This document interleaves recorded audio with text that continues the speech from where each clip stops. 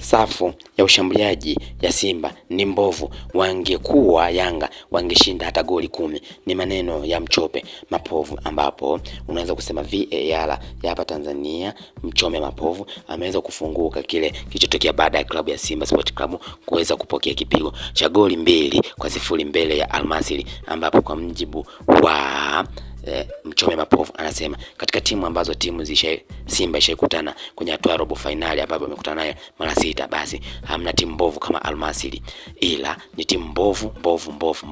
Ila kilichowaponza klabu ya Simba ni ujuaji, yani wachezaji wake ni wajuaji sana, hivyo ilikuwa ni ngumu sana wao kuweza kushinda. Kwa mjibu wa Mchome Mapovu anasema kwamba kilichowatokea pale ni kwamba wachezaji wengi wa klabu ya Simba walitanguliza ujuaji badala ya kutanguliza kuweza kushinda katika mashindano haya ya robo finali. Kinachotakiwa sio kucheza mpira mwingi, sio kupiga pasi, sio kukimbia, sio kupiga chenga. Kinachotakiwa ni ushindi wa magoli. Kwa mjibu wa Mchome Mapovu anasema hii Al Masry iliyocheza na ingecheza na klabu ya Yanga ingefungwa hata goli 10.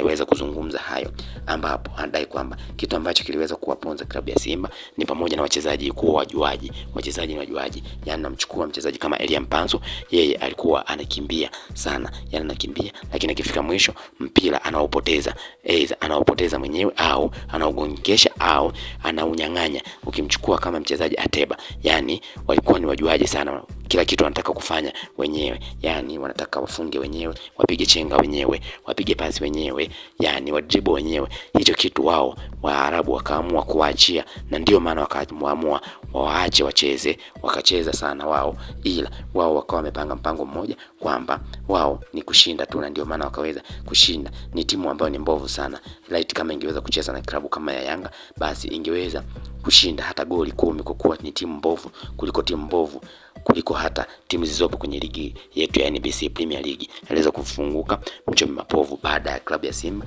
kuweza kukubali kupiga kipigo cha goli 2-0 mbele ya Al Masry katika uwanja wa Suez ambao ulifanyika Aprili 2 katika mchezo huo wa mkondo wa kwanza wa robo finali ya kombe la shirikisho barani Afrika. Na ndipo hapo Mchome anasema safu ya ushambuliaji ya Simba ni mbovu.